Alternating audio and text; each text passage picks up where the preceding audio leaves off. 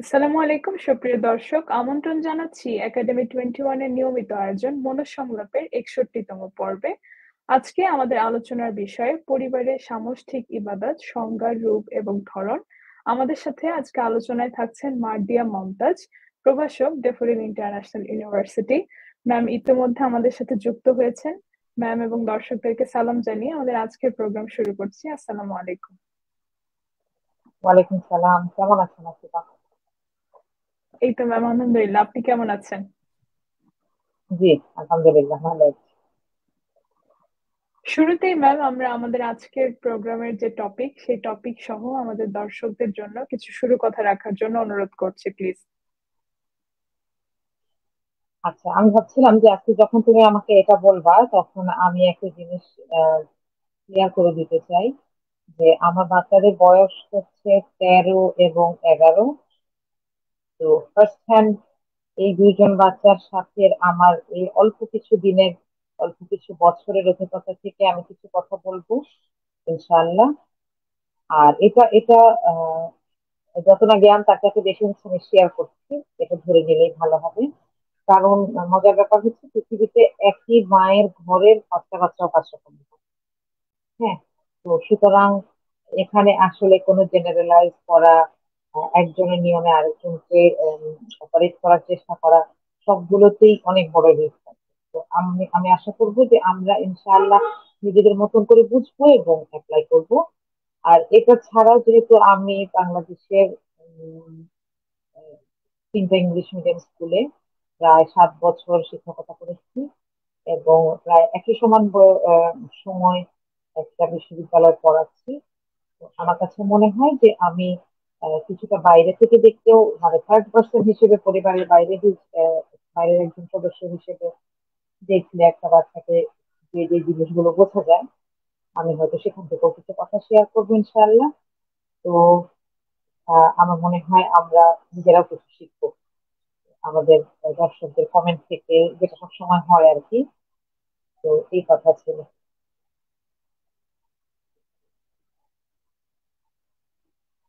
আসলে তুমি মনে হয় মিউট। জি, ধন্যবাদ ম্যাম। আমরা আমাদের আজকের যে টপিকটা, যে পরিবারের সামষ্টিক ইবাদত, তো ইবাদত বলতে আমরা আসলে কি বুঝাচ্ছি এবং সামষ্টিক ইবাদত বলতে আমরা আসলে কি বুঝাচ্ছি, এটা যদি একটু তুলে ধরতেন প্লিজ। আলহামদুলিল্লাহ, আল্লাহ আমাদেরকে একটা পরিবারের মাধ্যমে দুনিয়ায় পাঠান, তাই না? তো এইটার এমনও হতে পারতো যে দেখো, একটা গাছে যখন ফল ধরে তখন তাকে মানুষ ছিঁড়ে গাছ থেকে আলাদা করে ফেলে। হম, তো হয়তো কিছুদিন ম্যাচিওর হওয়া পর্যন্ত থাকে, এরপর আলাদা হয়ে যায়। আবার যখন আমরা পশু পাখিদেরকে দেখি যে একটু সক্ষম, চলাফেরায় সক্ষম, খেতে সক্ষম, এরকম হলেই এরা আলাদা হয়ে যায়। কিন্তু মানুষের বাচ্চাকে আল্লাহ আল্লাহ আম, এত সুন্দর একটা সিস্টেম দীর্ঘ সময় ধরে এই নির্ভরশীলতার মধ্যে দিয়ে পার করে। এরকম আর একটা প্রাণীও পাওয়া যাবে না যে হচ্ছে জন্মের পরে 2 বছর শুধু সে শুয়েই থাকে প্রায়। হুম, এরপর আস্তে আস্তে একটু একটু হাঁটতে শিখে, একটু একটু কথা বলতে শিখে। তো এই যে এত ধরনের নির্ভরশীলতা, এইটাকে আমরা যেভাবে ধরতে পারি যে আল্লাহ আসলে চাচ্ছেন যে লম্বা সময়টা এই পরিবেশের সাথে থাকে। এই পরিবারটার ফিলসফি, পরিবারটার চিন্তা ভাবনা সব কিছু নিয়ে সে বড় হয়। এই পরিবারটার প্রতিনিধিত্ব নিয়ে বড় হয়। এজন্য আমরা বলি, তাই না, যে একটা মানুষ খুব চাইলেও তার পরিবারের, তার স্বভাব এটাকে অস্বীকার করতে পারে না। হুম, তো জি। এখন আমি ইবাদত বলতে যেটা আমরা সবাই জানি, হুম, যে আল্লাহকে চেনা, আল্লাহর খুশির জন্য কাজ করা এবং পুরোটা জীবনকে এভাবে পরিচালিত করা, এক কথায় আমরা হয়তো এটুকুকেই ইবাদত বলতে পারি। আর পরিবার জি। যেহেতু একটা শিশুর প্রথম শিক্ষা প্রতিষ্ঠান, এখান থেকে সে তো সবকিছু শেখে, তাই না? কথা বলা শিখে, ম্যানার্স শিখে, কাপড় চোপড় পরার ধরন শিখে, কাপড় চোপড় পরার ফিলসফি শিখে।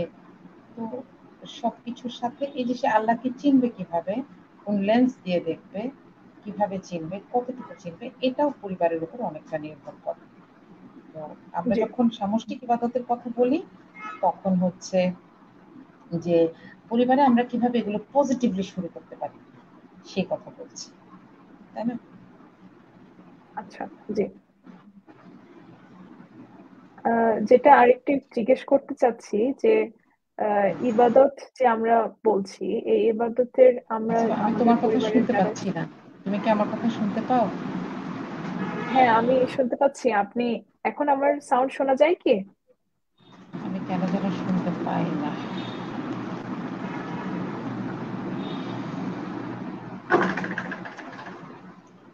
আমি কি তাহলে আরেকবার জয়েন করব? আমি কেন যেন একদমই শুনতে হতে পাচ্ছি পারে। না।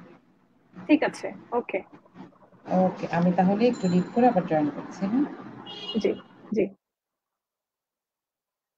সুপ্রিয় দর্শক, আমাদের আজকের যে টপিকটা পরিবারের সামষ্টিক ইবাদত, এ সম্পর্কে আপনাদের চিন্তা ভাবনাও আমরা শুনতে খুবই আগ্রহী। আমাদের কমেন্ট বক্সে প্লিজ আপনারা জানাবেন যে আপনাদের পরিবারে আপনারা ইবাদত জিনিসটাকে কিভাবে নেন, কিংবা পারিবারিক যে ইবাদত এই বিষয়টা আপনাদের পারিবারিক কালচার গুলো কিরকম, যদি এটা একটু কমেন্ট বক্সে জানাতেন প্লিজ। G, ma'am. জি, শুনতে পাচ্ছি। এখন শোনা যায়? জি। আচ্ছা, আমি এই ফাঁকে দর্শকদেরকে একটু বললাম যে তাদের পরিবারে যদি কোনো পারিবারিক ইবাদতের কালচার থাকে, সেটা যেন আমাদেরকে একটু কমেন্ট বক্সে জানান। জি, তো যেটা বলছিলাম যে পরিবারের সদস্যের মধ্যে, যেটা আপনি আপনার কথার মাঝে একবার বললেন যে একটা শিশু যে পরিবারে জন্ম নেয় বা যে পরিবারে বড় হয়, তার তার পার্সোনালিটি, তার এনভায়রনমেন্ট, তার বড় হওয়া, তার মেন্টালিটি সবকিছুতেই পরিবারের একটা বিশাল ভূমিকা থাকে। তো এই বাচ্চাদেরকে আমরা আসলে পারিবারিকভাবে ইবাদতের শিক্ষাটা কিভাবে দিতে পারি, যদি এটা একটু তুলে ধরতেন। জি। আমি এখানে আগে বলেছি যে আমি হয়তো আমার নিজের পরিবারের এবং আমার বাচ্চাদের সাথে আমার যে পরিবার আর আমার আব্বু আম্মুর সাথে আমার যে পরিবার এই দুটো এক্সপিরিয়েন্স শেয়ার করতে পারি।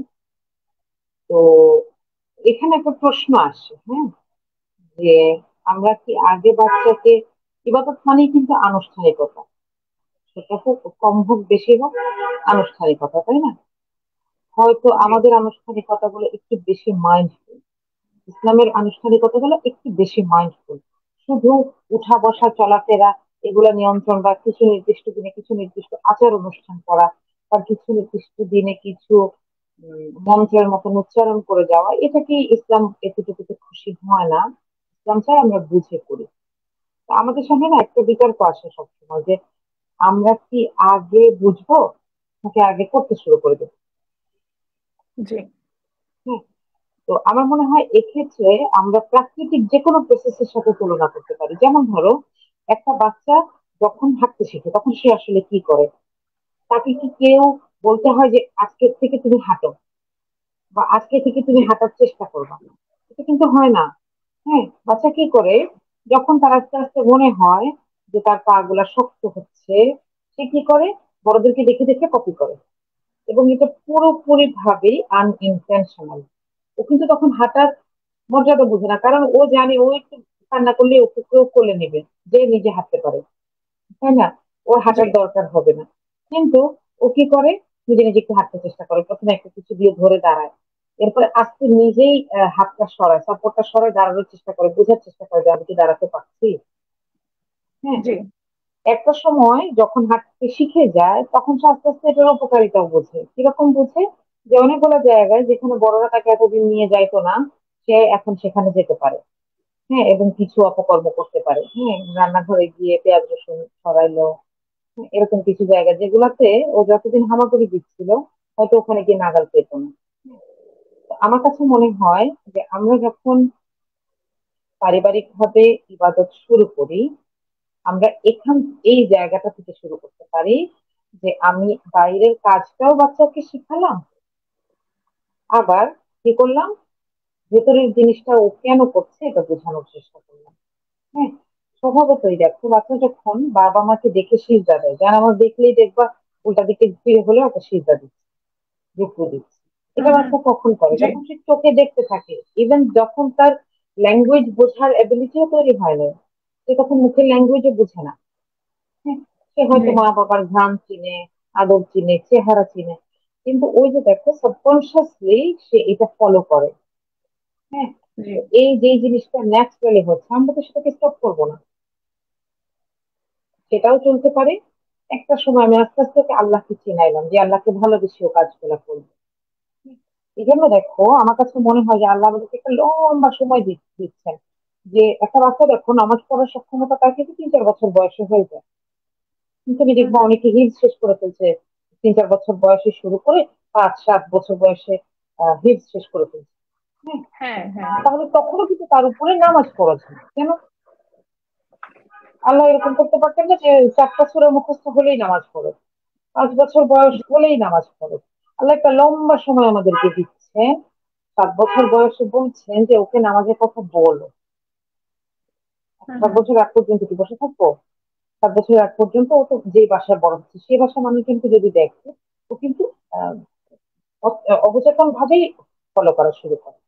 একটা সময় জি। গিয়ে কি হয়, যে বাসায় সবাই নামাজে দাঁড়িয়েছে সে একটু গিয়ে দাঁড়ায়, অথবা ওইখানে গিয়ে বিরক্ত করে। কারণ ও জানে যে ওখানে গেলে এখন সবার মনোযোগ নামাজের দিকে, সবাইকে একসাথে পাওয়া যাবে, অনেকগুলো আদর পাওয়া যাবে। হ্যাঁ, জি। তাহলে এই সময়টা যে আমাদেরকে আল্লাহ দিচ্ছে এটুকুকে আমরা কাজে লাগাতে পারি। ওই সময়টাকে আস্তে আস্তে আল্লাহ তোমাকে এটা করো, আল্লাহ তোমাকে ভালোবাসো, এটা দেখো, আল্লাহ এটা বানিয়েছেন। তোমার হাতটা দেখো, তোমার চোখটা দেখো, আম্মুকে দেখো, এটা আল্লাহ বানিয়েছেন, কে দিয়েছেন? আল্লাহ দিয়েছেন। আমি যখন এগুলো বারবার তার তার মধ্যে আল্লাহর আরেকটা আল্লাহর একটা অস্তিত্ব তৈরি করতে সক্ষম হয়, যে সে আল্লাহকে ফিল করে, আস্তে আস্তে হুম একটা হুম। সময় গিয়ে যখন সেই 7 বছরটা হয়, তখন দেখো যে অনেক বেশি বলতে হচ্ছে। হম, জি। তখন এটা এটা এটা হয়তো সে নিজেই সিলেক্ট করে নেয়, এটা হয়তো সে নিজেই কিছু করে। এরপরে হচ্ছে বাকিটা স্ক্যাফোল্ডিং এর কাজে, বলতে আমরা তাকে একটু আগায় আগায় দিলাম, তাই না, কিছু সাপোর্ট দিয়ে দিলাম, এই আর কি। জি। জি। ধন্যবাদ ম্যাম। আমাদের দর্শকদের মধ্যে একজন হচ্ছে আমাদের সাউন্ড নিয়ে একটু বলেছেন। সম্ভবত ম্যাম ২য় বার জয়েন করার পরে সাউন্ডের প্রবলেমটা ঠিক হয়ে গেছে আশা করি। যেটা আমি একটু সম্পূরক একটা প্রশ্ন জিজ্ঞেস করতে চাই যে, আ আপনি যেটা বললেন যে ৭ বছর থেকে আসলে নামাজের ব্যাপারে বাচ্চাদেরকে উৎসাহিত করার বিষয়টা বলা হয়েছে। এই বয়সের বিষয়টা যদি আরেকটু খুলে বলতেন যে কেনই বা ৭ বছর বয়স থেকে এটা শুরু হচ্ছে বা তার নামাজটা ফরজ ১০ বছরে যেয়ে হচ্ছে। এই এই জিনিসটার পিছনের আসলে সাইকোলজি বা স্ট্র্যাটেজিটা কিরকম? প্লিজ।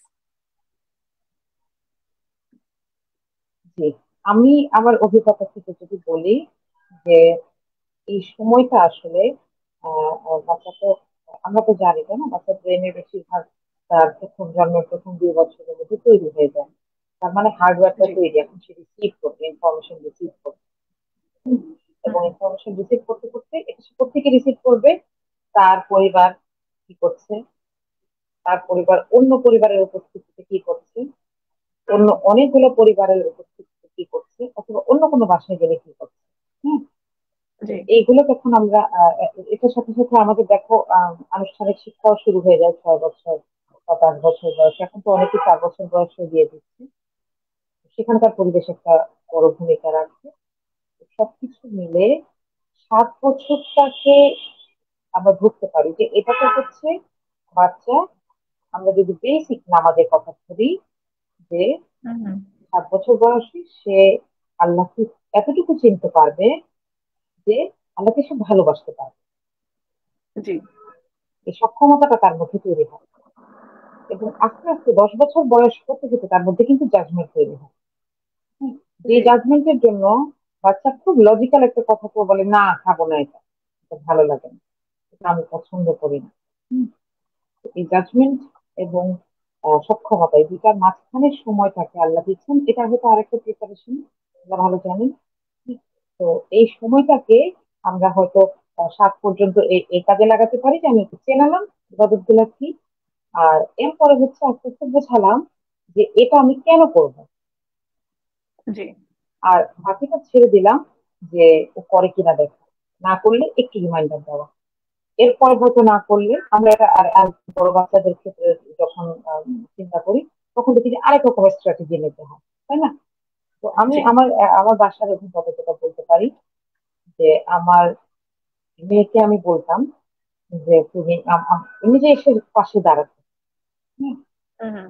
তো আমার কাছে ওই প্রসেসটা যে আরেকটু অন্য একটা সময় বসে সূরা পড়ানো, এটার চাইতে মনে হলো যে এই কাজটা করি। আমি ওকে সুন্নত নামাজের সময় বলতাম যে তোমার হাতটা, আম্মু যখন নিয়ত বাঁধি, তোমার হাতটা এখানে না ধরলে আম্মুর নামাজ পড়তেই ভালো লাগে না। তো তখন ওর একটা হুম হাত দিত, তো বেচারি এক হাত দিয়ে নামাজ পড়তো, আমার সাথে সাথে তার একটা যেহেতু হাতটা এখানে একটাও সহসা নড়ে যেতে পারছে না। তো তখন হচ্ছে হুম হুম। আমি একটা আয়াত বলতাম, ও একটা আয়াত বলতো।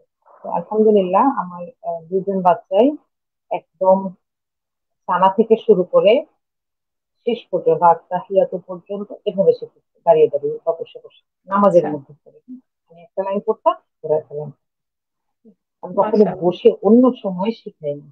হ্যাঁ, হুম এবং হুম। আমি নিজেও অবাক হয়ে গেছি একদিন। আমি আমি আমার এখনো মনে আছে যে দোয়া কুনুত করি না আমরা বেতন নামাজে। জি একদিন জি। আমি মনে হয় নামাজ পড়ছি না, আমি ওকে বলে বলে দিচ্ছি, দেখি নিজে গড় গড় করে বলে যাচ্ছে। আমি এত অবাক আচ্ছা হলাম, তারপর শেষ করার পর বলে তুই এটা কেমনে পারলি? বলে, আমার তো হয়ে গেছে মুখস্থ, আমি তো অনেকদিন ধরে এটা পারি, আমি তো এমনি এমনি না তোমার সাথে বললি। হ্যাঁ। তো আচ্ছা। এটা আমার আমার এখনো মনে আছে। আমি এত এত বেশি কৃতজ্ঞ লাগছিল আল্লাহর কাছে যে এত ছোট্ট একটা এফোর্টে এত বড় একটা রেজাল্ট হুম, পাওয়া যাবে আমি জানতাম না। কারণ এগুলো তো লম্বা লম্বা এটাই। সূরা, তাই না? তো আলহামদুলিল্লাহ আল্লাহ বাচ্চাদের হ্যাঁ। মেধা এবং রিসিপশন ক্ষমতাকে মনে হয় ওরকম করে দেন যে ওই সময় আসলে যাই বলা হয় ও মুখস্থ করবে, কানের কাছে যে ধরনের ইনফরমেশন থাকে সেটাই বোধ হয় ও নিশ্চিত জানে। তো এভাবে করে আস্তে আস্তে দেখলাম যে একটা সময় আমার আসলে আহ বলতে হচ্ছে না যে আসো নামাজ পড়ি। হুম, কিন্তু তখনও আমি চাপ দিই নাই, কারণ আমার একটু ভয় লাগতো কি যে হচ্ছে পুরো, কিন্তু আমি যদি এটার জন্য কথা দেই আহ, তাহলে এটার সাথে একটা বাজে স্মৃতি ওর সাথে অ্যাটাচ হয়ে যাবে। আমার মনে হতো যে এটার হুম সাথে হুম। একটা ভালো স্মৃতি অ্যাটাচ করে দিই। যখনই আমার পাশে নামাজ পড়তো, নামাজ শেষ হলে আমি জড়া ধরে আদর করতাম। এখন জি আমি চাচ্ছিলাম যে প্রত্যেকটা নামাজের সাথে প্রত্যেকটা সিজদার সাথে ওর একটা সুইট মেমোরি থাকে। জি। তো আলহামদুলিল্লাহ যখন 10 হলো, তখন হচ্ছে ওরা দেখতো আসলে, তাই না, যে ওরা একটা বাসায় যখন নামাজের চাপটা থাকে তখন বড়রা কিভাবে কথা বলে যে ও নামাজের ওয়াক্ত চলে যাচ্ছে, আমার এটা করতে হবে, আগে নামাজ পড়ে ফেলি হুম তারপর হুম। খেতে যাবে। হ্যাঁ, তো দেখলাম যে ওরা আমাদের এই কথাগুলোকে কপি করে। আরে আমার নামাজের ওয়াক্তই চলে যাচ্ছে, আমাকে তাড়াতাড়ি নামাজ পড়তে হবে। হ্যাঁ, কতটুকু বুঝে পড়ে আল্লাহ মাহবুব জানেন, কিন্তু এই কথাগুলো দেখলাম আস্তে আস্তে কপি করে। তার মানে ওরা এই যে ওয়াক্ত নিয়ে একটা ব্যাপার, নামাজের আগে প্রিপারেশন নিয়ে একটা ব্যাপার, এগুলো নিয়ে একটু একটু একটু জানতে থাকলো। তখন আমি উইকলি একটু বসার চেষ্টা করি ওদের সাথে, তখন এগুলো নিয়ে গল্প করতাম যে নামাজের আগে প্রিপারেশন কি, নামাজের ভেতরে কি কি কাজ না জি করলে নামাজটা নষ্ট হয়ে যাবে। হ্যাঁ, আমি কেন বারবার নামাজ নিয়ে কথা বলছি, কারণ আমার কাছে মনে হয় কি একদম ভিজিবল ইবাদত তো আসলে আমরা আমরা বাচ্চাদের সামনে এটাই পেশ করি। তো সবসময় আমি নামাজ নিয়ে কথা বলছি এই জন্য আর কি। তো এই ছিল আমার তোমার কথা জবাবে বলার মতো।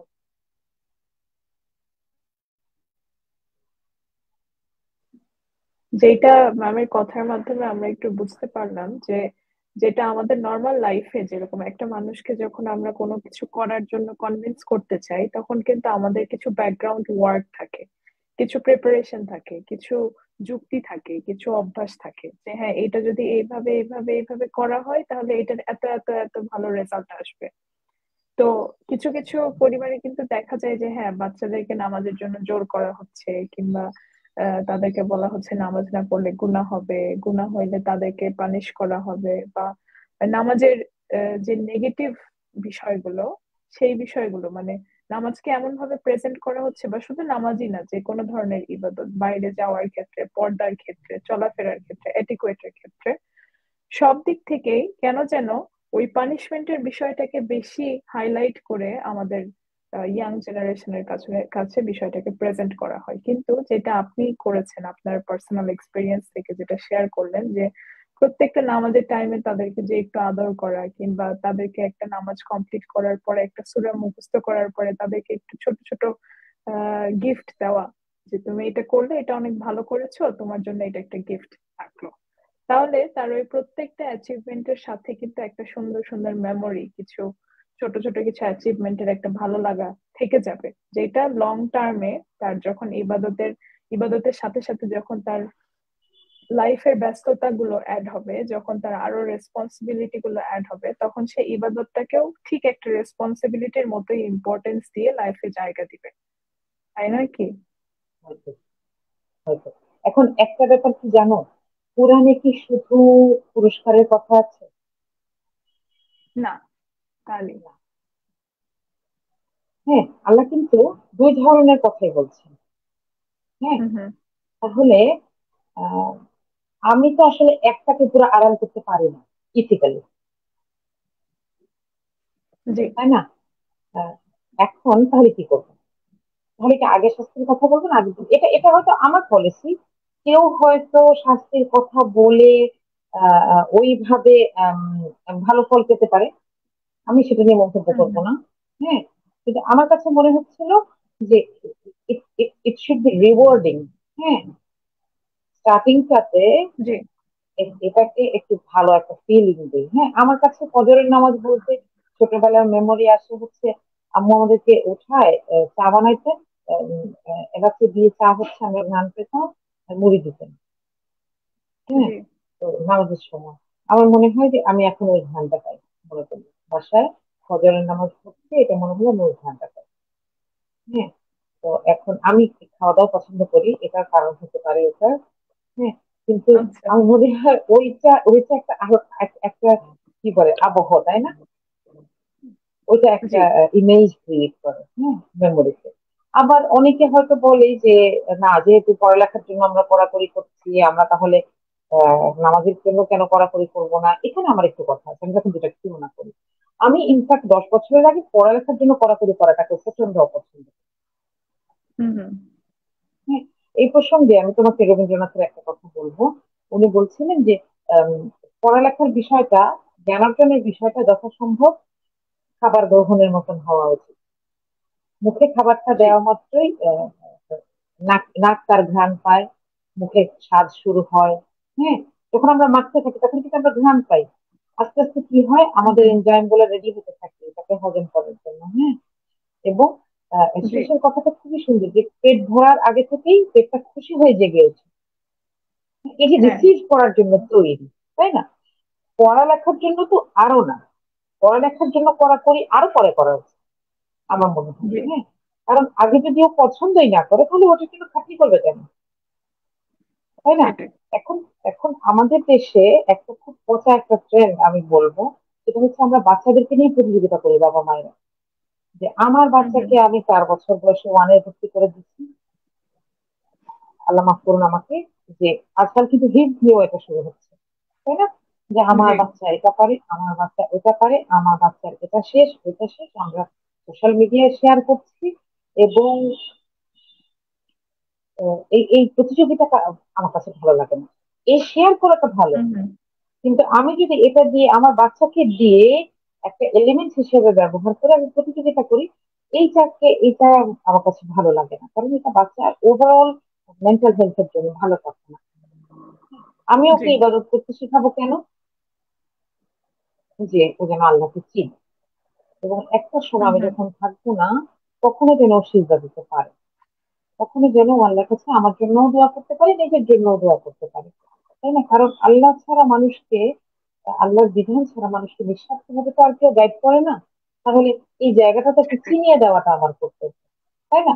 আমি তাকে হুম যেরকম হুম। বিভিন্ন রকম খাবারের স্বাদ শিখাচ্ছি, বিভিন্ন কিছু শিখাচ্ছি, এই জন্য আমার কাছে মনে হয় যে আমরা যেন এই জায়গাটা থেকে সরে না যাই, আমরা যেন আমাদের বাচ্চাদেরকে নিয়ে প্রতিযোগিতা না করি। হ্যাঁ, আমরা যেন আমাদের বাচ্চাদেরকে শিখাই পড়াই, এমন জন্য না যে আমি ওর পিছনে ইনভেস্ট করলাম একটা সময় আমাকে ফেরত দিবে, জি। তাই না?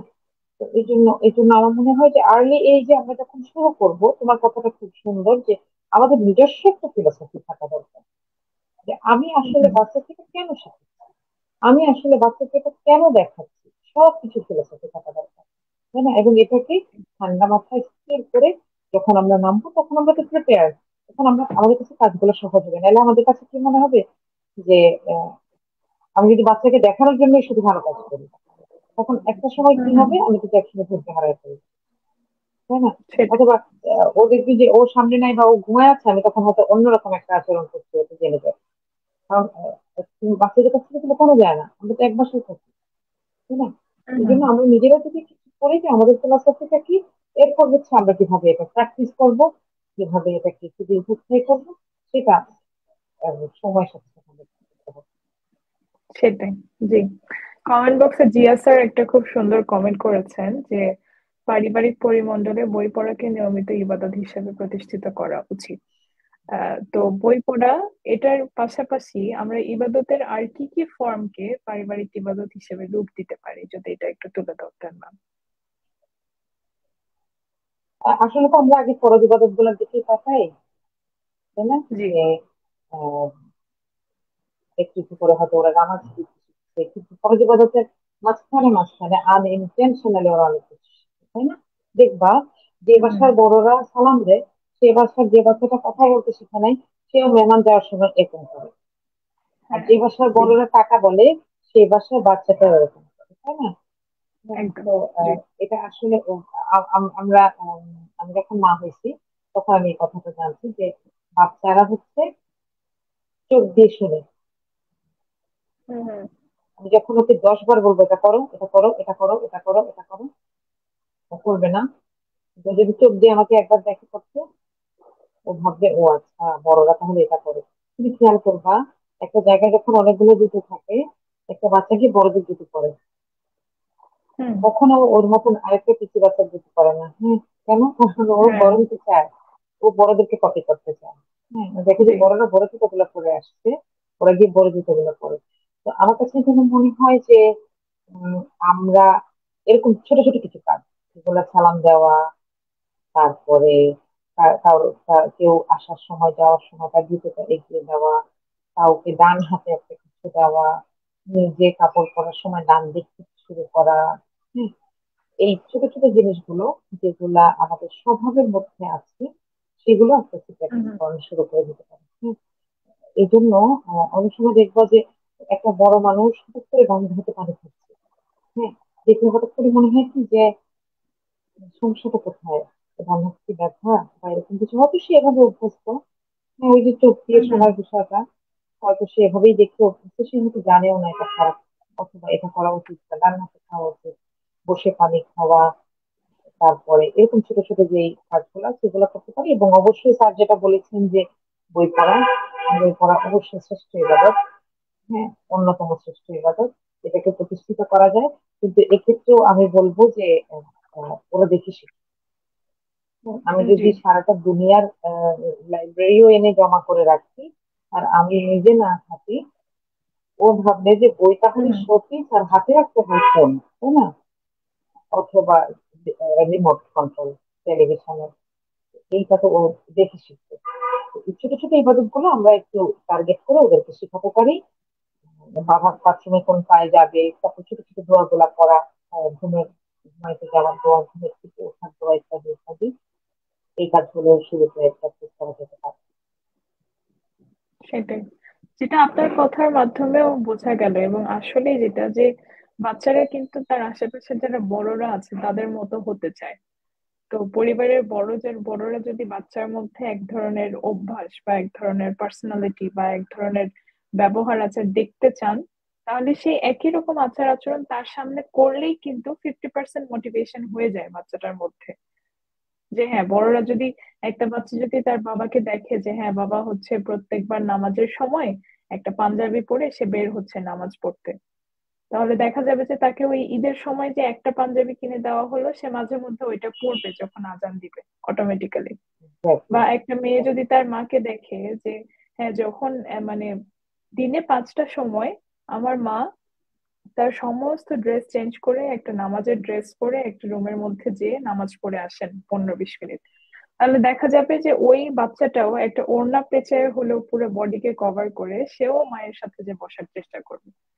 তো যেই প্র্যাকটিস গুলো আমরা আসলে আমাদের বাচ্চাদের মধ্যে দেখতে চাই, সেই প্র্যাকটিসটা যদি আমাদের মধ্যে থাকে এবং মানে অথেন্টিক্যালি যদি থাকে, শুধুমাত্র বাচ্চাদেরকে ইয়েস। দেখানোর জন্য না, শো অফ করার জন্য না, বা কোনো কিছু শেখানোর জন্য না, যে হ্যাঁ 15 মিনিটস আমি একটা আলাদা ধরনের মানুষ হয়ে আমার বাচ্চাকে খুব একটা ভালো মানুষই দেখাইলাম, তারপরে আমি আবার নর্মাল আমার লাইফে ফিরে গেলাম, আমার সারাদিন আমি ফোনের মধ্যে আছি, বা আমি যখন কথা বলছি তখন আমি বিনয়ী ভাবে কথা বলছি না, বা আমি হয়তো কোনো একটা মানে নেগেটিভ প্র্যাকটিসের মধ্যে আছি, তাহলে হয়তো হবে আমার বাচ্চাটা হয়তো কোনো কোনো সময়ে কিছু কিছু ভালো ব্যবহার শিখবে, কিন্তু নর্মালি সে ঠিক আমারই একটা কপি হয়ে যাবে।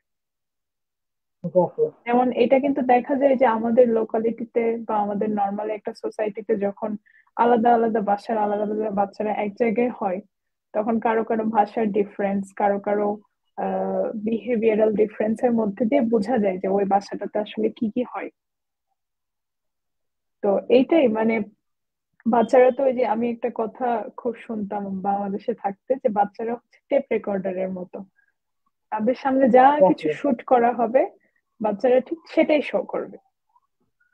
জি। তো আচ্ছা, তুমি আমাকে একটা একটা জিনিস কথা যেটা, বলো, যে জি, শুধু কি বাচ্চারা, এই যে তুমি আরো অনেকগুলো মেয়ের সাথে থাকো যারা প্রত্যেকে পরিবার থেকে দূরে, জি, তুমি কি প্রত্যেকের মধ্যে তাদের পরিবারের ছায়া দেখো না? হ্যাঁ, অনেক ডিফারেন্ট। এবং দেখা যায় যে মানে কিছু কিছু মানুষের পার্সোনালিটি এতটা বেশি একটা মোল্ডের মধ্যে ঢুকে গেছে যে একটা মানুষের সামনে তার দেশ কোথায় সেটা না জানার পরেও তার ব্যবহার আচার শুনে সেটাকে মানে গেস করা যায় সে কোন দেশের বা কোন জায়গার কোন কালচারের মানুষ। জি, জি, জি, এরকম একটা ডিফারেন্ট, জি, প্রত্যেকটা ঠিকানা মানুষের বলছি। আলাদা আলাদা রূপ আছে।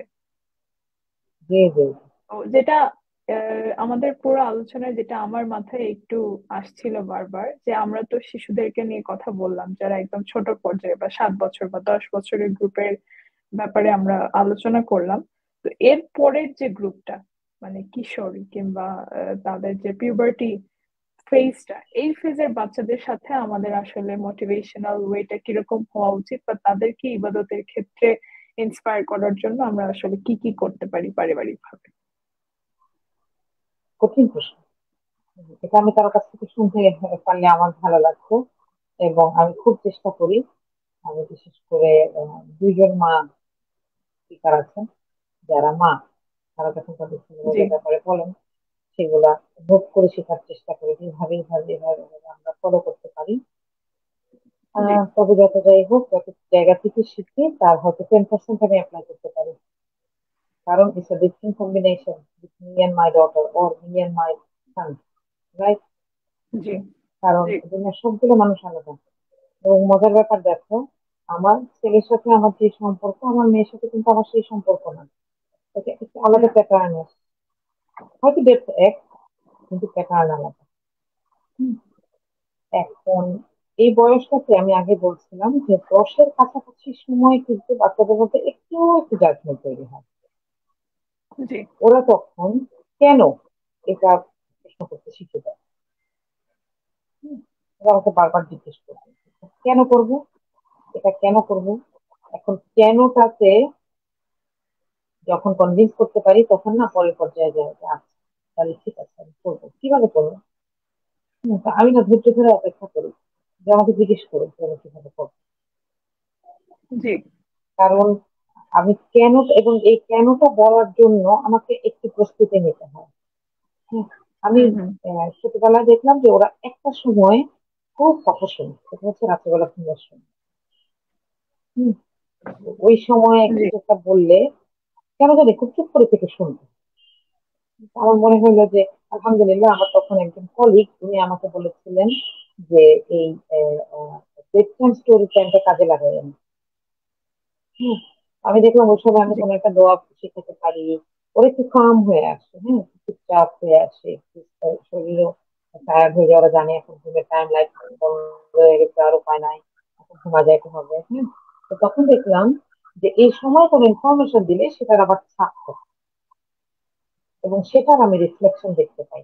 হ্যাঁ, তখন আমি বলতাম যে আজকে কিন্তু আমি যেহেতু ওদের সাথে 7 বছর স্কুলে গেছি, হ্যাঁ, ওদের সারা দিন, ওদের ক্লাস টিচাররা ওদের ব্যাপারে কি কি কমেন্ট করে সব আমি জানতাম। হুম। তো আমার মনে হতো জি, মাঝে মধ্যে এক একটা ইনফরমেশন শুনে মনে হতো যে জি জি, জি, আচ্ছা, তো মাঝে মধ্যে মনে হতো যে এটা এখনই বলি, এখনই বলে একটা দিন, কেন আজকে ক্লাসে এরকম হুম, করলো। হুম। তখন মনে হতো যে না, ওই সময় বলবো, যেহেতু আমি দেখো এটা আমার জন্য একটা রিলিফ। আমি জানতাম যে আমার একটা কথা বলার টাইম আছে ওদের সাথে, যে সময় কথা বললে ওদের জি, রিসেপ্টর গুলো বেশি ওপেন থাকে, যে সময় কথা বললে আমি একটু বেশি পাত্তা পাবো। কিন্তু অন্য সময় তো হুম, দেখা হুম, যায় চঞ্চল, ঘোরাচ্ছে, খেলছে, অন্য কিছু করছে। তো রাত্রেবেলা আস্তে আস্তে করে গল্প করতে শুরু করলাম, তো তখন আমার মনে হলো যে ওই যে যে আমরা যেটা করি, আমরা তো আমাদের আব্বু আম্মুদের কাছে নবীদের গল্প শুনতাম ওই সময়টা। তো আমি শুরু করছিলাম এরকম সুলাইমান আলাইহিস সালামের গল্প বললাম, মুসা আলাইহিস সালামের গল্প বললাম। সব সব নবীদের গল্প কয়েকবার করে বলার পরে আমার মনে হলো যে এখন কি বলবো, কিন্তু ওরা না ওই সময়টা চায়। হ্যাঁ, হুম, হুম। আমার ছেলে এখন 11 শেষ হয়ে যাবে ইনশাল্লাহ, আর মেয়ে 13 শেষ। এখনো ওরা বলে তুমি কি রাত্রেবেলা একটু আসবা, প্রত্যেক দিন, এভরিডে। ওরা ফ্রেশ হয়ে শুতে আচ্ছা। যাচ্ছে, আমি তখন উঠে দিলে বা আমি তখন কিচেনে, ওরা তুমি কি একটু রাত্রেবেলা আসবা। মাঝে মধ্যে এত টায়ার্ড লাগে, বলি যে না আজকে আসবো না। ওই দিন আরো বেশি ইচ্ছে হুম, করে, হুম। বুঝছো। কারণ হচ্ছে কি, ওরা না ওই টাইমটা এখনো মিস করে। তো যখন নবীদের জি। গল্পগুলো কয়েকবার করে বলা শেষ হয়ে গেল, আমার মনে হলো যে এখন আর কি গল্প বলবো। তখন হচ্ছে ওই যে প্রথম তো শুরু করেছিলাম ওই যে শিয়ালের গল্প, তারপরে কুমিরের গল্প, এগুলা দিয়ে। তারপর আস্তে আস্তে মনে হলো যে আমি যেই সাহাবীদের গল্পগুলা জানি সেগুলো একটু বলি, বললাম। এরপর কাদের গল্প বলবো, এরপর মনে হলো যে রাসূল সাল্লাল্লাহু আলাইহি সাল্লামকে এটা চিনেন। হ্যাঁ, হুম, হুম। এবং এটা শুরু করার পরে আমার নিজেরই এত বেশি মজা লাগছিল। কারণ কি, আমি জানি একটা ভার্সন, বড়দের ভার্সন, সেটাকে ছোটদের মতন করে মডিফাই করে ডাউনলোড করে ওদেরকে শোনানো, এটা এটা আরেকটা কাজ। হ্যাঁ, এবং তখন আমার করতে হচ্ছিল, কোনো কোনো জায়গায় দেখি আবার প্রশ্ন করে যে, তাইলে কি হলো, ওরা কেন হিজরতের সময় ওরা কেন তাহলে পিছন পিছন গেল না, এরকম এরকম বাকিরা কেন গেল না। তখন আমার নাম তো হুম, জানি হুম। না, তাহলে আর কি দেখি। হ্যাঁ, তো আমি একটা সিরাতের বই তখন খুব রেগুলার পড়া হতো, 3-4 বার পড়েছি। এবং এটা থেকে পড়ে পড়ে মনে হলো যে ওদেরকে বলি। একবার সিরাত শেষ হলো, আবার শুরু করলাম, কারণ হচ্ছে ততদিনে ওরা ধরো আরেকটু বড় হয়ে গেছে, ততদিনে আরেকটু বেশি কিছু ইনফরমেশন দেওয়া যাবে। তো আলহামদুলিল্লাহ, এটার কারণে একটা যেটা উপকার হচ্ছিল সেটা হচ্ছে যে ইবাদতের জন্য কেন কষ্ট করব, ওই যে কেনটা যখন জিজ্ঞেস করে বাচ্চারা, ওই কেনটার জবাব না আমাকে আলাদা করে দিতে হয় না। জি। হ্যাঁ, আমার মেয়ে যখন হিজাব শুরু করে তখন তো আসলে ওর হিজাব শুরু করার বয়স না, ওর গরম লাগার বয়স। হ্যাঁ, হুম, কারণ হুম। জানোই তো যে একজন যখন হিজাব শুরু করে, তার গরম লাগুক আর না লাগুক, আশেপাশে অনেকের গরম লাগে। তোমার গরম লাগে না, সে এসে জিজ্ঞেস করতো। হুম, হ্যাঁ, হুম। আবার কেউ কেউ মনে করতো যে আমি হয়তো জোর করে ওকে করাচ্ছি। তো ও সুন্দর বলতে, তো চাইলে আর কি, লাগতেই তো হবে, আমিও তো গরম লাগে, আমিও করি না। হ্যাঁ, তখন আমি হুম, দেখলাম হুম। যে ওরা কিন্তু লিনিয়ারলি চিন্তা করতে পারে। হুম, হুম। ছেলেও যখন একটা কিছুতে, বিশেষ করে ওর, আমরা তখন 7 তলা থাকতাম, যে এইভাবে লিফট ছিল না। তো একদম নেমে নিচে মসজিদে যাবো, মাঝে মাঝে আলসামি করতো। হুম, যাবো না, না গেলে কি হবে, তাহলে আম্মু যদি হিজাব না করি কি হবে। বলে ও আচ্ছা ঠিক আছে, না না তুমি হিজাব না করে যাও না, ঠিক আমি যাবো। হ্যাঁ, হুম, হুম। এইটা আমার মনে হয় যে এই এই স্টোরি গুলো যখন ওরা জানে, তখন এই কষ্ট করাটাকে ওরা একটু স্বাভাবিক ভাবে দেখে। দেখো, যে কোনো জিনিসের জি। পিছনে কষ্ট আছে, তাই না। যে যে বাপ মার ঘরে একটা বাচ্চা গান গাইতে শিখে, কিন্তু সকালবেলা উঠে বসতে হয় ওখানে, তাই না, প্র্যাকটিস করতে হয়। হুম, হুম। যে বাচ্চাটা নাচ শিখে, সে তো স্কুল থেকে এসে অনেক একটু কষ্ট করছে, তাই না। হুম, হুম। যে কোনো কিছু অ্যাচিভ করা, যে কোনো কিছুতে আহ, বাছাই করে নেওয়া এবং সেটাকে পছন্দ করা, কিছু পরিশ্রম আছে। জি। এটা মানতে হবে, কিছু করার নেই। এখন আমার মনে হয় যে আমরা যখন ওপেন আপ করবো, আমরা যখন সিরাতের গল্পগুলো বলবো, তখন মনে হয় ওদের কাছে এটা অনেক বেশি ন্যাচারাল মনে হবে যে, হ্যাঁ, হুম, হুম। এটা তো আল্লাহ রাসূল সাল্লাল্লাহু আলাইহি সাল্লাম এইভাবে পাইছিলেন। তাহলে আমরাও মনে হয় একটু কষ্ট করে এটা এভাবে করতে পারি। আমি জানি না আসলে এটা এটা এটা একটা উপায় হতে পারে, এটা আরো অনেক জি। উপায়। জি। আজকে আমাদের দর্শকরা একজন জিজ্ঞেস করেছেন যে যেসব বাচ্চাদেরকে ছোট থেকে মাদ্রাসাতে বা হিফজখানাতে দেওয়া হয়, কিছু কিছু বাচ্চা হয়তো পড়তে চায় না, বা কষ্ট পায় আর কি, মানে অনেক সময় দিতে হয়, অনেক ইয়ে করতে হয়, এফোর্ট দিতে হয়, সেটা দিতে পারে না। তো এই সব বাচ্চাদেরকে আসলে তারপরেও জোর করে ওই পড়াশোনার পদ্ধতিতে রাখাটা, এটা আসলে কতটা যৌক্তিক, এটার ব্যাপারে যদি কিছু বলতেন। আচ্ছা, এখন দেখো, আমি না আরেকটু ডিসিপ্লিনে পড়ালেখা করেছি, তাই না। হুম, হুম। এখন একটা ডিসিপ্লিনকে পুরোপুরি না জেনে, যারা হয়তো এই ডিসিপ্লিনে নিজেরা পড়েছেন, তারা অনেকেই আছেন এই কম্পিটিটিভ কথা বলছেন।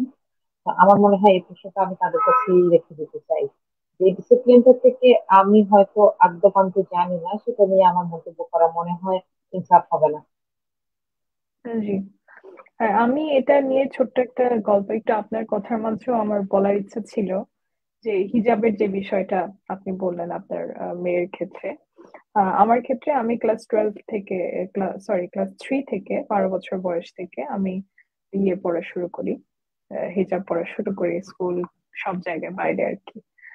তো আমার হিজাব পরার পিছনে আমাকে যেদিন প্রথম আব্বু হিজাব কিনে নিয়ে আসলেন বাসায়, আমার কাছে মনে আছে যে আমি ওইটা পেয়ে এত আনন্দ পেয়েছিলাম।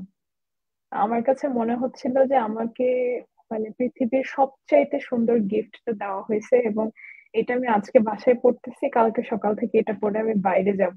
এই যে খুশি আমার ভিতরে, এখন এই খুশিটার পিছনে কিছু কিছু কারণ আছে। একটা হচ্ছে আমি আমার আম্মুকে সবসময় দেখেছি হিজাব পরে থাকতে, কিংবা আমাদের বাসায় যারা আন্টিরা আসতেন কিংবা আমার যারা বড় বড় কাজিনরা আসতো তারা হিজাব পরতো। এটা তো একটা কারণ বটেই, কিন্তু আমার কাছে খুব পরিষ্কার ভাবে মনে আছে যে আমি একটা নাটক দেখেছিলাম। সেই নাটকটার গল্পটা হচ্ছে এরকম যে মেয়েটা ক্লাস 8-এ ওঠে। এবং ক্লাস 8-এ উঠলে তো নর্মালি ওই যে 14-15 বছর বয়সটা, যেটা নর্মালি বিভিন্ন ইসলামিক পরিবারে বলা হয় যে হ্যাঁ 13-14 বছর পার হয়ে গেল, এখন সেই হিজাব পড়তে পারে। তো সে হিজাব পড়া শুরু করলো, এবং তার যে স্কুলে সে গেল, সে অনেক ট্যালেন্টেড হওয়া সত্ত্বেও টিচাররা তাকে সেরকম একটা সুযোগ দিত না সামনে যাওয়ার জন্য, বক্তব্য দেওয়ার জন্য, বা কোনো একটা কোয়েশ্চেনের অ্যান্সার দেওয়ার জন্য। এরকম ছোট ছোট স্ট্রাগল থেকে ওই নাটকের মধ্যে ওই মেয়েটার হিজাব পরা নিয়ে স্কুলের পক্ষ থেকে তার বিরুদ্ধে একটা মামলা পর্যন্ত চলে যায় বিষয়টা। হুম। এবং ওই মামলার পরে মেয়েটা যখন জিতে যায়, সে বাসায় আসছে যে হ্যাঁ ঠিক আছে, আমি তো এখন স্কুলে হিজাব পড়তে পারবো, আমার কোনো বাধা নেই।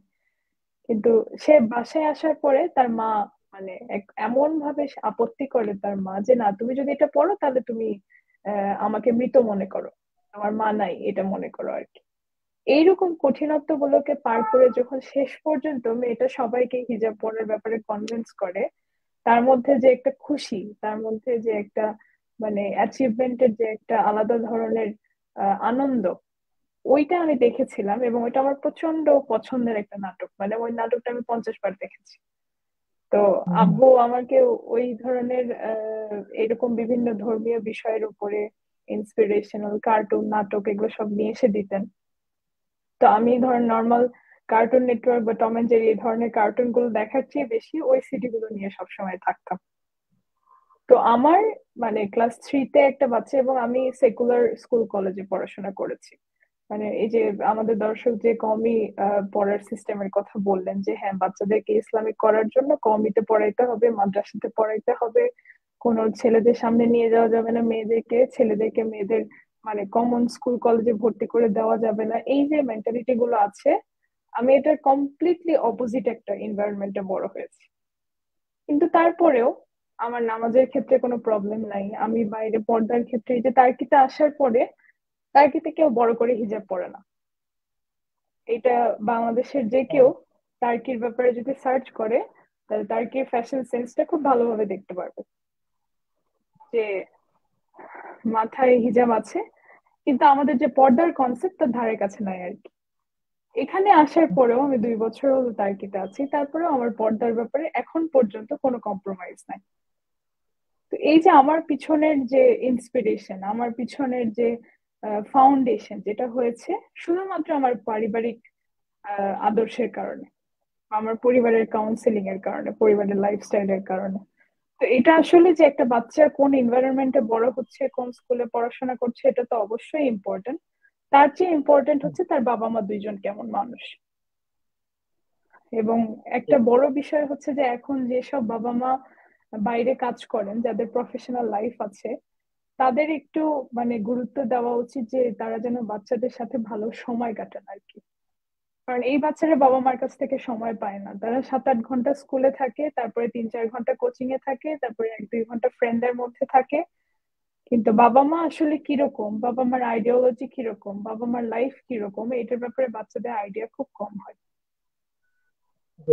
এই প্রশ্নের প্রেক্ষিতে আমি এটা একটু বলতে চাচ্ছিলাম আর কি। আমার কথাটা একটু লম্বা হয়ে গেল, কিছু মনে করবেন না প্লিজ। ভুল করে আমরা বিয়াদব। আমাদের প্রোগ্রামের অনেকটা শেষ পর্যায়ে চলে এসেছি। তো ম্যাম, একটু বলতে চাচ্ছিলাম যে পরিবারের বিভিন্ন ইফেক্টের ব্যাপারে তো আমরা কথা বললাম, যদি এই বিষয়টাকে আমরা আরেকটু ক্লোজ আপ করি, যে পরিবারের প্রত্যেকটা সদস্যের লাইফস্টাইল বা তাদের ব্যবহার বা তাদের ইবাদতের রূপগুলো আসলে বাচ্চাদের উপরে, ইয়াং জেনারেশনের উপরে কি ধরনের ইফেক্ট ফেলে আর কি। যেটা মোল্ড হিসেবে কাজ করে, তাই না? যেমন ধরো আমি যদি জি। একটা গোল মোল্ডে পুডিং বসাই, পুডিংটা গোল হবে। যদি চারকোনা মোল্ডে বসাই তাহলে চারকোনা হবে। হ্যাঁ, এটা ঠিক যে হয়তো একটা সময় দেখো, অনেক অনেক এক্সাম্পল এরকমও আছে যে একেবারে মুসলিম পরিবারেও জন্ম, মুসলিম হয়েছেন, চেঞ্জ হয়েছেন, তাই না? সুবহানাল্লাহ, এরকম তো অনেক বেশি। হুম। এবং দেখা যায় যে ওনারা ট্রেডিশনাল আমাদের মতন, আমরা যারা জন্মগতভাবে ইসলামকে পেয়েছি তাদের চেয়ে অনেক ভালো মুসলিম হয়তো হচ্ছেন, তাই না? কিন্তু আমার বাচ্চাটাকে আমি সেই সুযোগটার জন্য ছেড়ে দিব? আমি কি আর কোথাও ছেড়ে দেই? আমি কি ওকে ট্যাপের পানি, বাংলাদেশে ট্যাপের পানি মানে হচ্ছে আনপিউরিফাইড পানি আর কি, হ্যাঁ। এটা আবার সবার কাছে একরকম লাগবে না। মানুষ তো দেশের বাইরে দেখি যে ট্যাপ থেকে পানি নিয়ে খেয়ে ফেলে, হ্যাঁ। এখন আমি কি আমার বাচ্চাকে ট্যাপের পানি খাওয়াই বলতে পারবো যে আমি ওর হেলদি লাইফস্টাইল? এটা তো না, তাই না? তাহলে আমি আমার বেস্ট চেষ্টাটা করতে পারি। তবে তুমি তখন যে কথাটা বললা যে বাচ্চাকে দেখানোর জন্য না, I must have a healthy life for my own good, right? Eventually it will be transfer to my children. হ্যাঁ, এটা জি। ন্যাচারাল, এটা হবে। হ্যাঁ, কিন্তু অভিনয় করতে পারবো না, বা উচিত না। হুম হুম। কারণ এটা আরেকটা সমস্যা। আমার বাচ্চা যদি বুঝে যে আমার আম্মুর দুটো ফেস আছে, জি। এটা মনে হয় আরো বড় সর্বনাশ। হ্যাঁ, বি রিয়েল। আমার মনে আছে যে আমি ছোটবেলায় ওদের সাথে এখনো আমার কোনো ভুল হলে আমার মনে হয় আমি কখন কি সরি বলবো। কারণ এটা না আবার ও জেনে ফেলে, এটা না আবার ও ধরে ফেলে যে okay it's okay to do this. ওর হুম তো হুম। এখন ডেফিনেশন গুলো তৈরি হচ্ছে ভিতরে। হ্যাঁ, ওকে এখন স্ট্যান্ডার্ডাইজ করছে সবগুলো ঘটনা, কোনটা উচিত কোনটা উচিত না। হুম। এবং তোমার মারিয়া ম্যাম থাকলে আরো ভালো করে বলতে পারতো। ও একটা কথা খুব বলে, আমি এখন এটা পুরোপুরি অ্যাডপ্ট করতে পারি না, কিন্তু আমি এত বেশি একমত এটার সাথে যে যেমন ধরো একটা কাঁচের গ্লাস ভেঙে গেছে, আমার বুয়া একটা কাঁচের গ্লাস ভেঙেছে, হুম হুম। আমি এটাকে কিভাবে অ্যাড্রেস করতেছি আমার বাচ্চা কিন্তু দেখছে। হ্যাঁ, ও একটা সময় যেন এরকম মনে না করে ওকে আমার আম্মু বাকি আর সময় তিনি ওয়ান্ডারফুল মানুষ, কিন্তু কোন একটা কনফ্লিক্ট আসছে, হুম। সে বিকাম লায়নেস। হ্যাঁ, এরকম যেন না হয়। হ্যাঁ, জি। সে আমাকে অন্যায় প্রতিবাদ করতে দেখুক, কিন্তু অন্যায় করতে যেন আমি নিজে ততটুকু অপছন্দ করি যতটুকু ও দেখে ফেলাকে অপছন্দ করি। হ্যাঁ, তো আমি বাচ্চারা হওয়ার পরে বসে বসে আমি পানি খেতে শিখছি, বাচ্চারা বড় হওয়ার পরে। আগে কিন্তু জানতাম না। কিন্তু আমাকে পাহারা দিবে কে? এরকম ক্লোজ পাহারাদার তো ছিল না। হুম হুম। এরা দেখে আমাকে খুবই সুন্দর পাহারা দেয়, আই তুমি আবার দাঁড়া দাঁড়া পানি খাচ্ছি। আচ্ছা মা, আমি না সরি, আমার ভুল হয়ে যায়। হ্যাঁ, তো এরপর দেখে আমার অভ্যাস হয়ে গেছে। তো আমার মনে হয় যে আমি আল্লাহর জন্য করব, সাথে সাথে মাথায় রাখবো যে আমি আমার বাচ্চার জন্য প্রথম হিরো হব। আমি জি। আমার বাচ্চার প্রথম সুপারম্যান, হুম হুম। যেন ও আমার কাছ থেকে শিখে। হুম। এরপরে তো দুনিয়াটা অনেক বড়। হ্যাঁ, একটা বয়স আসবেই যে ও আমাকে বলবে যে, "ইস, বেশি বুঝি, আমি বুঝি কিছুই বুঝি না।" হয়তো আসবে। জি। Let's let that happen. কিন্তু আমি তো আমার প্রিন্সিপাল থেকে সরতে পারি না।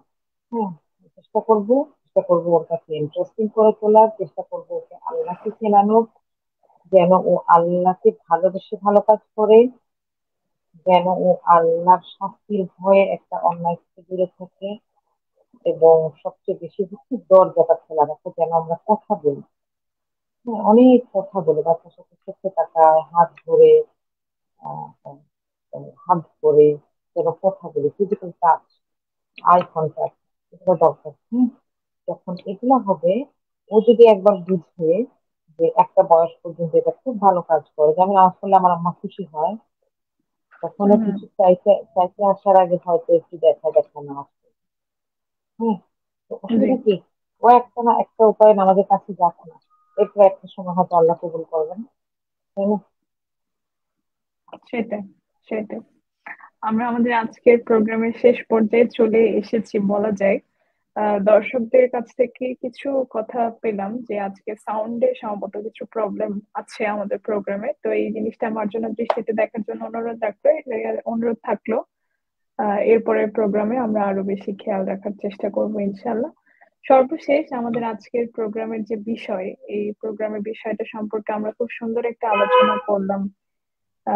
আলহামদুলিল্লাহ। আমাদের দর্শকদের জন্য কিছু শেষ কথা রাখার জন্য ম্যামকে অনুরোধ করবো প্লিজ। জি। আমি যেটা শুরুতে বলেছিলাম যে আমি এখন একটু ভালনারেবল, এই যে দুজন বাচ্চা নিয়ে অনেক কিছু টেস্ট করছি, অনেক কিছু এক্সপেরিমেন্ট করছি, কিছু করে আগাচ্ছি। দোয়া চাই সবার কাছে।